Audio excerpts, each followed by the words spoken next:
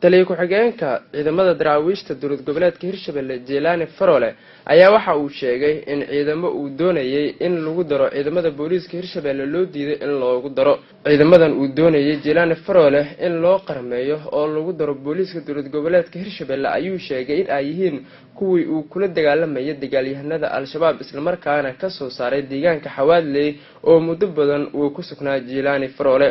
wuxuu sheegay in ciidamadan uu doonayo in loogu daro booliiska Hirshabelle ay ka wada hadleen asiga iyo madaxweynaha dowlad goboleedka Hirshabelle iyo madaxweyne ku-xigeenka balse ballantu ay ugu baxeen sida uu sheegayo ciidankii alle uu daray ciidan hadii dhahayna waa leediid hadana maankii dagaalka yaaqla ka dhacayay taasta ay tahay qoryahaas wata beeka imaalkaas isaba yaalkaas dagaalan ku jira cadaw la dagaalo haya shabaab la dagaalo haya wadankii aan dhinac kala dagaaltamo haya cid wax igu siiyaysa ma jirto dadkayga cashuur laga qaado haya dadkayga macnaha dawladda wixii xurmo oo macnaha dawladda ay saartay dhiibo hayaan dadkaygii in aniga dawladda aan dhinac ka galay diiday dawladda in dhinac ka joogsado dawladda dhinac kala joogsado oo raggan cadawga oo meeshan wadankan aan jiinkan kula sugay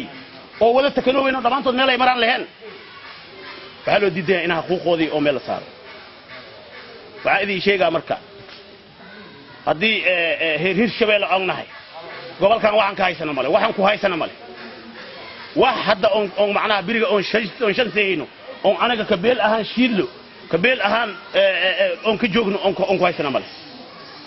taliye ku-xigeen daraawiish Hirshabelle ataa leedahay bishaan kula 9 nin mushaar isii ama wax isii mal $1 uu sheegta male ragii alay qalimeeyo cadawgan jiinkan haasto aan ku bixiya on dhahayna wala diido madaxweyne farmaajo إذا الوزارة على غيره مدحوينا هيرشبيله محمد عبد الوارث مدحوينا كوغانك علي جودلا وحسين وهو اي قبد ديدين بين هدي رنت لشيغ وحو اي قبد ديدين قرياسا وتا 9 bilood qalmi u dhufeysaaga jira dawladii oo militariga dhinac jooga aan garab jooga dagaal meeshii aadana la galay